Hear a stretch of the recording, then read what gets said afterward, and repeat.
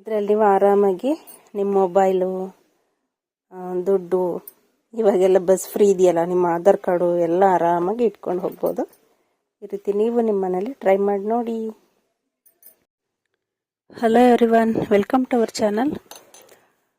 ಇವತ್ತಿನ ವಿಡಿಯೋದಲ್ಲಿ ನಾನು ನೀವು ಬಟ್ಟೆನ ಹೊಲಿದು ಮಿಕ್ಕಿರುವಂತಹ ಪೀಸ್ಗಳನ್ನ ಯೂಸ್ ಮಾಡಿಕೊಂಡು ಯಾವ ರೀತಿ ಒಂದು ಬ್ಯೂಟಿಫುಲ್ ಆಗಿರುವಂತಹ ಹ್ಯಾಂಡ್ ಪರ್ಸ್ನ ರೆಡಿ ಮಾಡ್ಕೋಬೋದು ಅನ್ನೋದನ್ನ ವಿಡಿಯೋದಲ್ಲಿ ನಾನು ತೋರಿಸ್ಕೊಡ್ತಾ ಇದ್ದೀನಿ. ವಿಡಿಯೋನ ಎಲ್ಲೂ ಸ್ಕಿಪ್ ಮಾಡ್ದಂಗೆ ಪೂರ್ತಿಯಾಗಿ ಕೊನೆ ತನಕ ನೋಡಿ. ಮತ್ತೆ ವಿಡಿಯೋ ಇಷ್ಟ ಆದರೆ ಒಂದು ಲೈಕ್ ಮಾಡಿ. ಹಾಗೆ ನೀವೇನಾದರೂ ಹೊಸದಾಗಿ ನನ್ನ ಚಾನಲ್ನ ನೋಡ್ತಾ ಇದ್ರೆ ದಯವಿಟ್ಟು ಸಬ್ಸ್ಕ್ರೈಬ್ ಮಾಡ್ಕೊಳ್ಳಿ. ಮತ್ತು ಆದಷ್ಟು ನನ್ನ ವಿಡಿಯೋಗಳನ್ನ ಶೇರ್ ಮಾಡಿ ಫ್ರೆಂಡ್ಸ್. ನಾನು ಮೊದಲು ಈ ಥರ ಕ್ಯಾನ್ವಾಸ್ನ ತೊಗೊಂಡು ಇದ್ರ ಮೇಲೆ ಫಸ್ಟು ಡ್ರಾ ಮಾಡ್ಕೊತಾ ಇದ್ದೀನಿ. ಕ್ಯಾನ್ವಾಸ್ ಮೇಲೆ ಡ್ರಾ ಮಾಡಿಕೊಂಡು ಈಸಿಯಾಗಿ ಕಟ್ಟಿಂಗ್ನ ಮಾಡ್ಕೋಬೋದು. ನಾವು ಡೈರೆಕ್ಟಾಗಿ ಪೀಸ್ ಮೇಲೆ ಮಾಡೋಕ್ಕೆ ಹೋದರೆ ಅಷ್ಟು ನೀಟಾಗಿ ಬರೋದಿಲ್ಲ. ಅದಕ್ಕೋಸ್ಕರ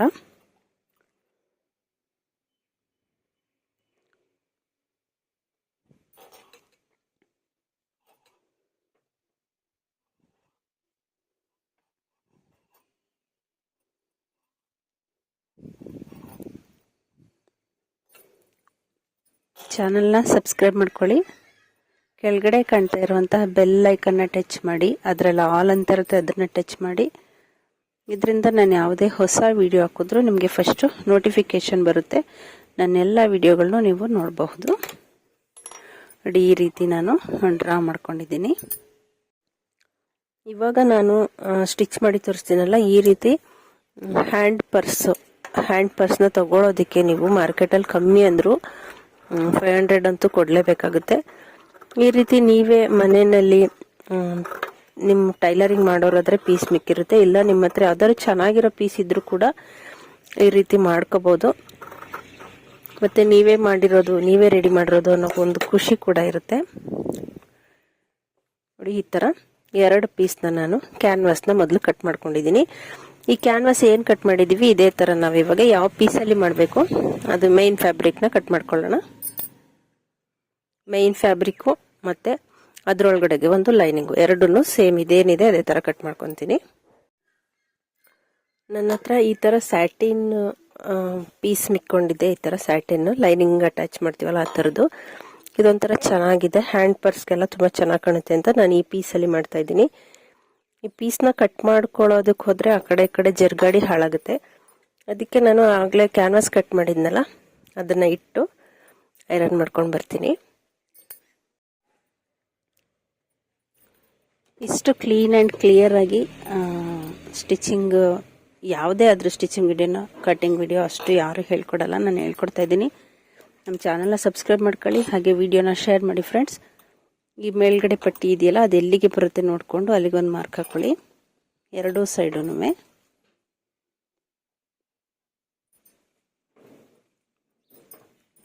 ಎರಡೂ ಕಡೆ ಈ ಥರ ಮಾರ್ಕ್ ಮಾಡ್ಕೊಳ್ಳಿ.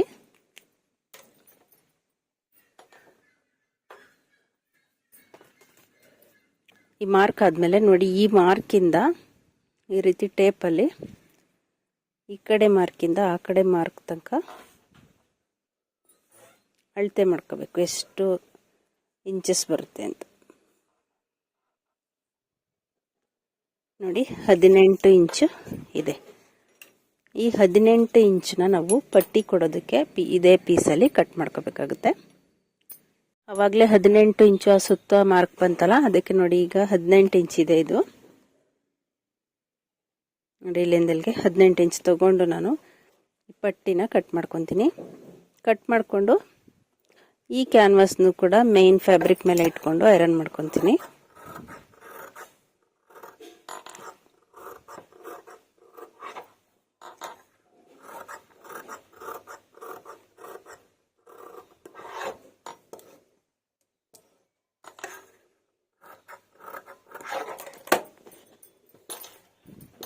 ಇದನ್ನ ಮೈನ್ ಫ್ಯಾಬ್ರಿಕ್ ಮೇಲೆ ಇಟ್ಟು ಐರನ್ ಮಾಡಿಕೊಂಡು ಇವಾಗ ನಾನು ಏನು ಕಟ್ ಮಾಡ್ಕೊಂಡೆ ಅದಕ್ಕೆಲ್ಲ ಸೇಮು ಲೈನಿಂಗ್ನ ಕಟ್ ಮಾಡ್ಕೋಬೇಕು, ಎಕ್ಸ್ಟ್ರಾ ಪೀಸ್ನ. ಇಲ್ಲಾಂದರೆ ನಿಮಗೆ ಒಳಗಡೆ ನೀರು ಹೋಗದೆ ಇರೋ ಥರ ಪೀಸ್ ಏನಾದ್ರು ಇದ್ದರೆ ಕಟ್ ಮಾಡ್ಕೊಳ್ಳಿ. ಇಲ್ಲಾಂದರೆ ಯಾವುದಾದ್ರೂ ನೋಡಿ ಈ ತರ ಆನ್ಲೈನ್ ಇಂದ ನಾವು ಆರ್ಡರ್ ಮಾಡಿದಾಗ ಕವರ್ಗಳು ಬಂದಿರ್ತಾವಲ್ಲ, ಈ ಕವರ್ ಅಲ್ಲಿ ಒಳಗಡೆಗೆ ಪೀಸ್ ನ ಕಟ್ ಮಾಡ್ಕೊಳ್ಳಿ. ಅಂದ್ರೆ ಇದು ಮೇನ್ ಫ್ಯಾಬ್ರಿಕ್ ಹಾಕ್ಬಿಟ್ಟು ಅದ್ರ ಒಳಗಡೆಗೆ ಈ ತರ ಪೀಸ್ ಹಾಕೋದ್ರಿಂದ ಮಳೆಲಿ ನೆಂದ್ರು ಕೂಡ ಒಳಗಡೆಗೆ ನೀರ್ ಹೋಗೋದಿಲ್ಲ ಪರ್ಸ್ ಒಳಗಡೆಗೆ. ಇವಾಗ ನಾನು ಇದ್ರ ಒಳಗಡೆಗೆ ಹಾಕಕ್ಕೆ ಈ ತರ ಪೀಸ್ ನ ಕಟ್ ಮಾಡ್ಕೊಂಡಿದೀನಿ. ಇದು ಜರ್ಕಿನ್ ಒಳಗಡೆ ಹಾಕ್ತಾರಲ್ಲ ಆ ತರ ಫ್ಯಾಬ್ರಿಕ್, ಇದ್ರ ಒಳಗಡೆಗೆ ನೀರು ಹೋಗೋದಿಲ್ಲ. ಸೊ ನಾನು ಈ ತರ ಪೀಸ್ನೇ ತಗೊಂಡಿದ್ದೀನಿ. ನಿಮ್ಗೆ ಈ ತರದಿಲ್ಲ ಅಂದ್ರೆ ನಾನು ಆವಾಗ್ಲೇ ತೋರ್ಸದ್ನಲ್ಲ ಆ ತರ ಆನ್ಲೈನ್ ಅಲ್ಲಿ ಕವರ್ಸ್ ಬರುತ್ತಲ್ಲ, ಆ ಕವರ್ನ ಒಳಗಡೆಗೆ ಕಟ್ ಮಾಡ್ಕೊಂಡು ಹಾಕೋಬಹುದು ನೀವು. ಎಲ್ಲದಕ್ಕೂ ನಾನು ನೋಡಿ ಈ ತರ ಕಟ್ ಮಾಡ್ಕೊಂಡಿದ್ದೀನಿ. ಇದಕ್ಕೂ ಅಷ್ಟೇ. ಇವಾಗ ಇದನ್ನ ಯಾವ ರೀತಿ ಸ್ಟಿಚ್ ಮಾಡಬೇಕು ಅನ್ನೋದನ್ನ ತೋರಿಸ್ಕೊಡ್ತೀನಿ. ವಿಡಿಯೋನ ಎಲ್ಲೂ ಸ್ಕಿಪ್ ಮಾಡಬೇಡಿ, ಪೂರ್ತಿಯಾಗಿ ನೋಡಿ. ಬನ್ನಿ ಇವಾಗ ಸ್ಟಿಚಿಂಗ್ನ ಮಾಡೋಣ. ನೋಡಿ ಮೊದಲು ಈ ಪೀಸ್ನ ತಗೊಂಡಿದ್ದೀನಿ. ಇದ್ರದ್ದು ಒಳಗಡೆಗೆ ಈ ಪೀಸ್ನ ಇಟ್ಟು ಈ ಫೋಲ್ಡ್ ಮಾಡ್ಕೊಂಡು ಹೊಲ್ಕೊಂತೀನಿ.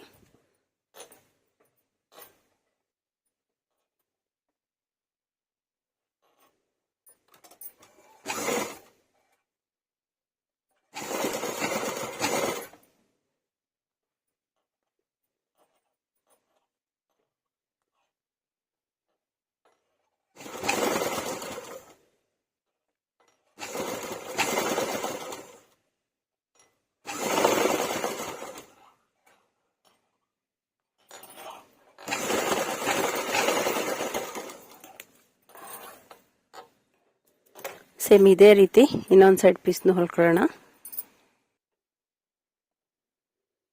ಈ ಪೀಸ್ನ ಹೊಲ್ದ್ಮೇಲೆ ಈ ತರದ್ ಒಂದ್ ಪೀಸ್ ತಗೊಂಡು ನೋಡಿ ಒಂದ್ ಸೈಡ್ಗೆ ಕರೆಕ್ಟಾಗಿ ಎಲ್ಲಿಗೆ ಬರುತ್ತೆ ನೋಡ್ಕೊಂಡು ಅಲ್ಲಿ ಇಟ್ಕೊಂಡು ಇದನ್ನ ಪೂರ್ತಿ ಸ್ಟಿಚ್ ಮಾಡ್ಕೊಳ್ಳೋಣ.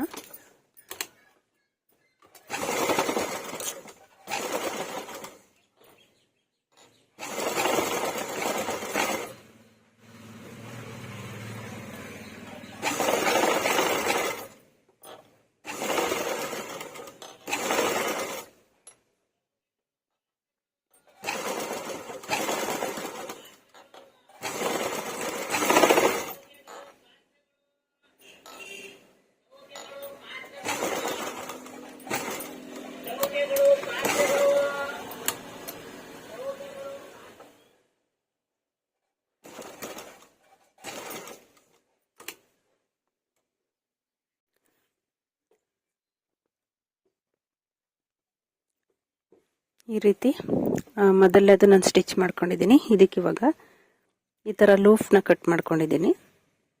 ಒಂದು ಅಂದಾಜಲ್ಲಿ ಕಟ್ ಮಾಡ್ಕೊಳ್ಳಿ. ನಿಮಗೆ ಈ ರೀತಿ ಹಿಡ್ಕೊಳ್ಳೋದಕ್ಕೆ ಎಷ್ಟು ಬೇಕು ಅಷ್ಟು ಕಟ್ ಮಾಡಿಕೊಂಡು ಮೊದಲು ಇದನ್ನ ಈ ತರ ಫೋಲ್ಡ್ ಮಾಡಿಕೊಂಡು ಸ್ಟಿಚ್ ಮಾಡ್ಕೊಳ್ಳಿ.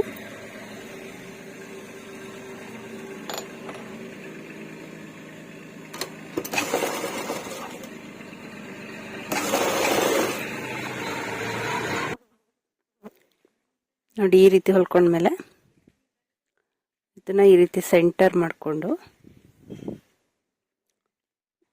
ಈ ತರ ಮಡಿಸಿ ಒಂದು ಹೊಲಿಗೆ ಹಾಕೊಳ್ಳೋಣ.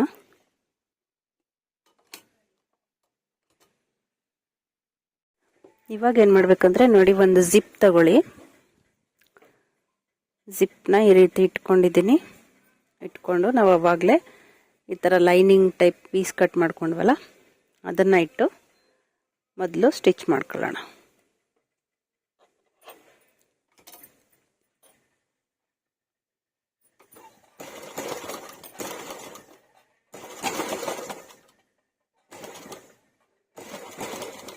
ಜಿಪ್ ಮೇಲೆ ಸ್ಟಿಚ್ ಬರ್ದಂಗೆ ನೋಡಿಕೊಂಡು ನಿಧಾನವಾಗಿ ಮಾಡ್ಕೊಳ್ಳಿ.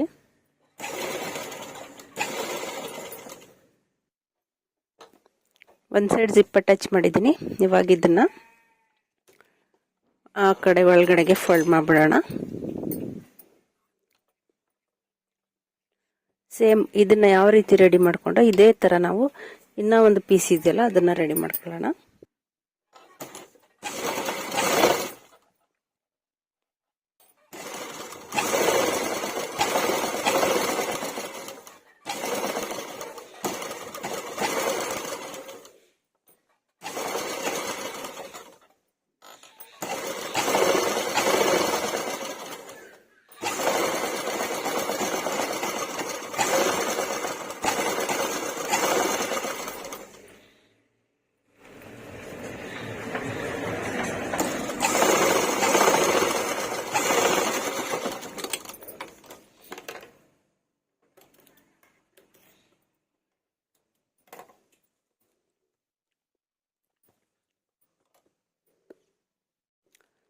ನೋಡಿ ಈ ಸೈಡ್ ಪೀಸ್ಗೂ ಸೇಮ್ ಅದೇ ರೀತಿ ನಾನು ರೆಡಿ ಮಾಡ್ಕೊಂಡಿದ್ದೀನಿ.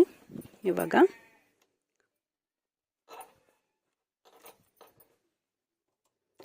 ಇಲ್ಲ ಆಗಲೇ ಜಿಪ್ ಅಟ್ಯಾಚ್ ಮಾಡ್ಕೊಂಡ್ವಲ್ಲ, ಆ ಜಿಪ್ ಮೇಲೆ ನೋಡಿ ಈ ಪೀಸ್ನ ಇಟ್ಕೊಳ್ಳೋಣ.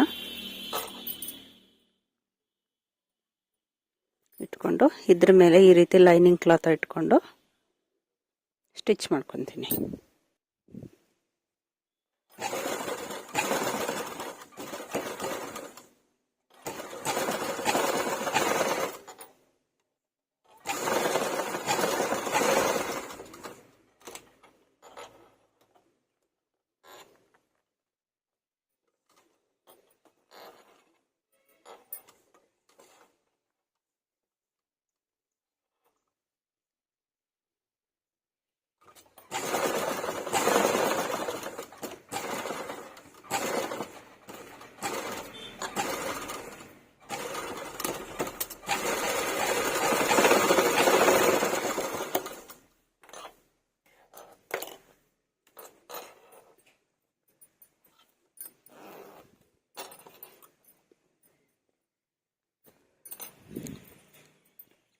ನೋಡಿ ಇವಾಗ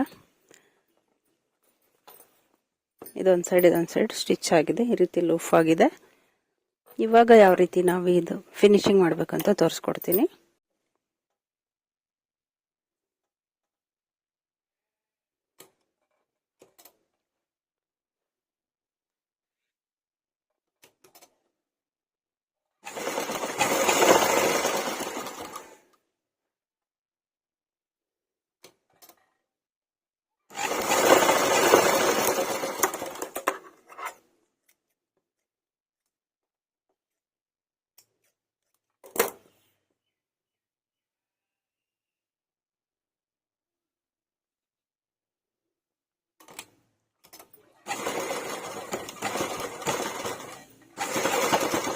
ಈ ಜಿಪ್ಪು ನಮಗೆ ಓಪನ್ ಆಗದೆ ಇರಲಿ ಅಂತ ಈ ರೀತಿ ಆ ಕಡೆ ಸ್ಟಿಚ್ ಮಾಡ್ಕೊತಾ ಇದ್ದೀನಿ.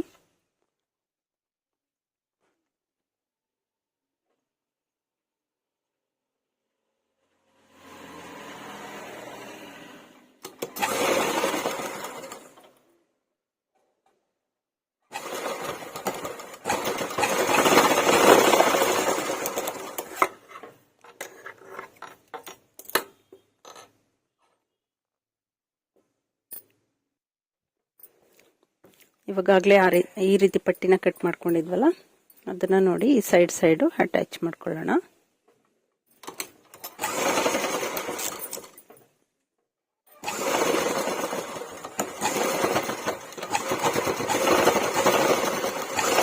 ಎಲ್ಲೂ ಬಿಚ್ಚೋಗದೆ ಇರೋ ಥರ ನೀಟಾಗಿ 2-3 ಸ್ಟಿಚ್ ಹಾಕೊಂಡು ರಫ್ ಹೊಡ್ಕೊಳ್ಳಿ.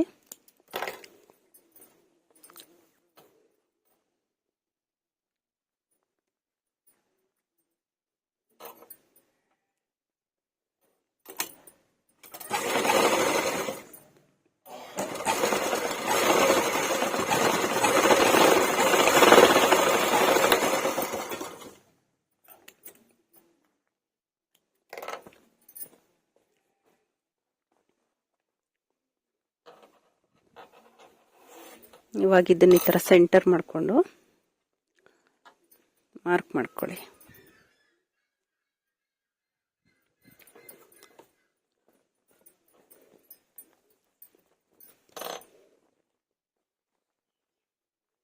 ಇದನ್ನು ಅಷ್ಟೇ ಸೆಂಟರ್ ಮಾಡಿ ಮಾರ್ಕ್ ಹಾಕೋತಾ ಇದ್ದೀನಿ.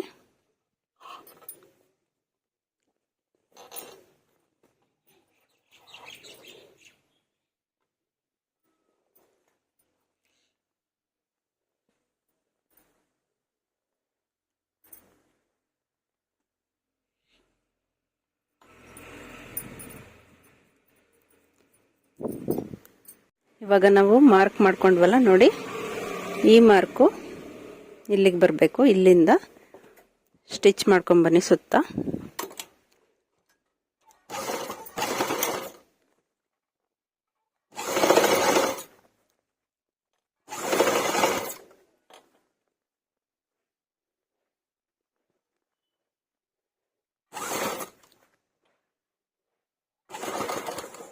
ಹೊಸದಾಗಿ ಹೊಲಿಯೋರ್ಗೆ ಈ ಸುತ್ತು ಸುತ್ತ ಹೊಲಿಯೋದು ಕಷ್ಟ ಇರುತ್ತೆ. ಸ್ವಲ್ಪ ನಿಧಾನವಾಗಿ ನೋಡಿಕೊಂಡು ಎಲ್ಲೂ ಫ್ಲೀಟ್ಗಳು ಬರದೇ ಇರೋ ಥರ ಹೊಲ್ಕೊಳ್ಳಿ. ಅಂದರೆ ನಾವು ಏನೇ ಮಾಡಿದ್ರೂ ಒಂದು ನೀಟ್ನೆಸ್ ಇರಲಿ ಅನ್ನೋದಕ್ಕೋಸ್ಕರ ಅಷ್ಟೇ.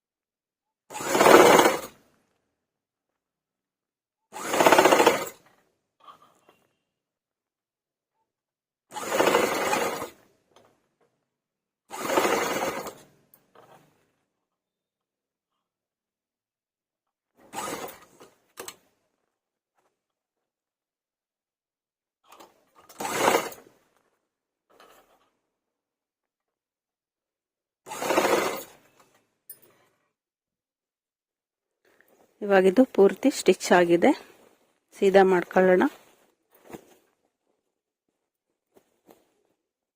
ಮತ್ತೆ ಈ ಸ್ಟಿಚಿಂಗ್ ಎಲ್ಲ ಆದ್ಮೇಲೆ ನೋಡಿ, ಈ ತರ ಒಳಗಡೆ ಹೋಗ್ಬಾರ್ದು. ಈ ತರ ಸ್ಟಿಫ್ ಆಗಿ ಮಾಮೂಲಿ ನಾವು ರೆಡಿ ತಗೊಂಡಾಗೆಲ್ಲ ಬ್ಯಾಗ್ಗಳು ಹೇಗಿರ್ತವೆ ಅದೇ ರೀತಿ ಇರಬೇಕು. ಅಂದ್ರೆ ನೋಡಿ, ಈ ತರದ್ದು ನಮ್ಗೆ ಸ್ಯಾರಿಗಳಲ್ಲೆಲ್ಲ ಹಾಕಿರ್ತಾರೆ.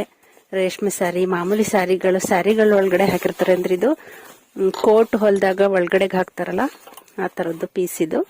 ಈ ತರ ಪೀಸು ನಿಮ್ಮ ಹತ್ರ ಏನಾದ್ರು ಇದ್ರೆ, ಈಗ ಒಂದೊಂದು ಸ್ಯಾರಿಗಳಿಗೆಲ್ಲ ಒಳಗಡೆ ಸೇರಿಸ್ಕೊಟ್ಟಿರ್ತಾರಲ್ಲ, ಆ ತರದ್ದು ಇದ್ರೆ ಅದನ್ನ ನಾವು ಈ ಸುತ್ತ ಕೊಡೋದಕ್ಕೆ ಪಟ್ಟಿನ ಯಾವ ರೀತಿ ಕಟ್ ಮಾಡ್ಕೊಂಡ್ವಿ ಅದೇ ರೀತಿ ನೋಡಿ ಈ ತರ ಕಟ್ ಮಾಡ್ಕೊಂಡು, ಸೇಮ್ ಇವಾಗ ನಾವು ಪಟ್ಟಿ ಹೇಗೆ ಹೊಲ್ಕೊಂಡ್ ಬಂದ್ವಿ ಅದೇ ರೀತಿ ಪೂರ್ತಿ ಸುತ್ತ ಹೊಲ್ಕೊಳ್ಳಿ.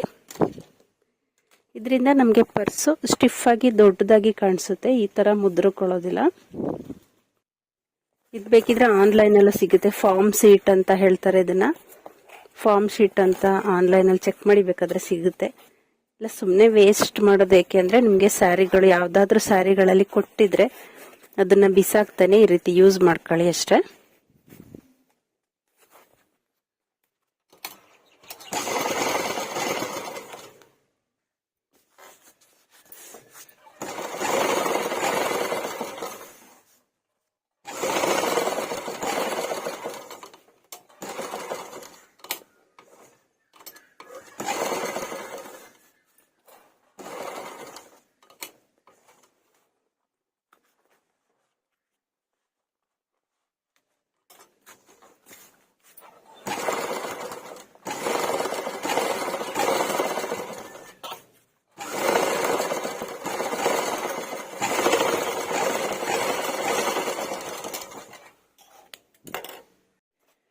ನೋಡಿ, ಇವಾಗ ನಾನು ಈ ತರ ಥರ್ಮೋಕೋಲ್ ಫಾರ್ಮ್ ಶೀಟ್ ನ ಅಟ್ಯಾಚ್ ಮಾಡ್ಕೊಂಡಿದ್ದೀನಿ. ಈಗ ಇದನ್ನ ಸೀದಾ ಮಾಡ್ಕೊಂತೀನಿ.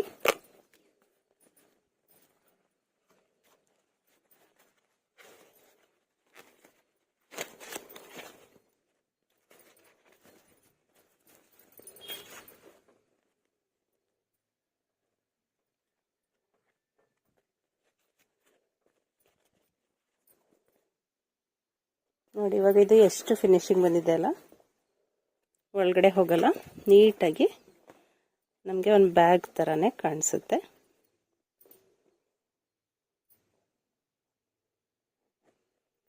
ನೀವು ಜಿಪ್ ಅಟ್ಯಾಚ್ ಮಾಡುವಾಗ ನೋಡ್ಕೊಂಡು ಮಾಡ್ಕೊಳ್ಳಿ, ಲೈನಿಂಗ್ ಬಟ್ಟೆ ಎಲ್ಲ ಸೇರ್ಕೊಳ್ಳದೆ ಇರೋ ಥರ. ಸ್ವಲ್ಪ ಚೆನ್ನಾಗಿರೋ ಕ್ವಾಲಿಟಿ ಜಿಪ್ನೇ ಹಾಕ್ಕೊಂಡ್ರೆ ತುಂಬ ದಿನ ಬಾಳಿಕೆನೂ ಬರುತ್ತೆ ಇದು.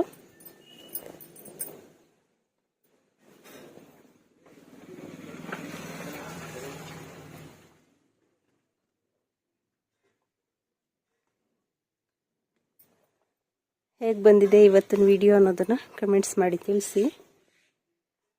ನನಗಂತೂ ತುಂಬ ಇಷ್ಟ ಆಯಿತು. ಇದು ಹ್ಯಾಂಡ್ ಪರ್ಸು, ಸುಮ್ಮನೆ ವೇಸ್ಟ್ ಅಂತ ಬಿಸಾಕೋ ಪೀಸ್ನ ನೋಡಿ ಈ ರೀತಿ ರಿಯೂಸ್ ಮಾಡ್ಕೋಬೋದು ನೀವು.